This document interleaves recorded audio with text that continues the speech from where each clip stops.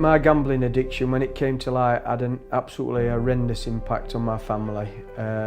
My ex-wife and my children, who were 2 and 6, it changed their lives when they found out, the children.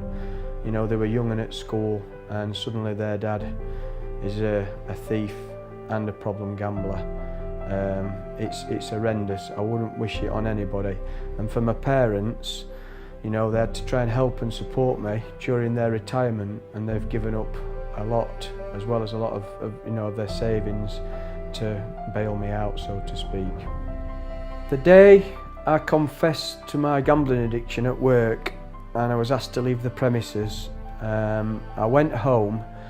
I couldn't face telling my ex-wife when my children were around, so I was waiting for them to go to bed, and funnily enough a police car went past the house very slowly, and my ex-wife went, "I wonder who they're looking for," and I suddenly blurted out, "Me.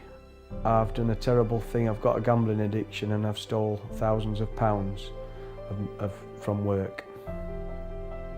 I quickly found out when I got to prison that there was no help available for gambling addiction, nor did anybody seem to have any idea of it, how big a problem it could be, even though the fact of it had given me a 3-year prison sentence.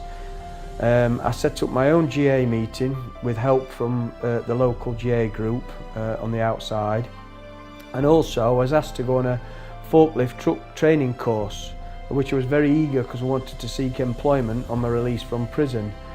But the guy in the employment section at the prison said, "You've got to say that you've had drugs to go on this course, because it's funded, because we get a lot of funding for drug addiction." And I'd never had drugs and I didn't want to tell any more lies, so I said, "I can't say that," so I didn't go on the forklift course. Gambling addiction had put me to prison, but there was no funding or help for gambling addiction.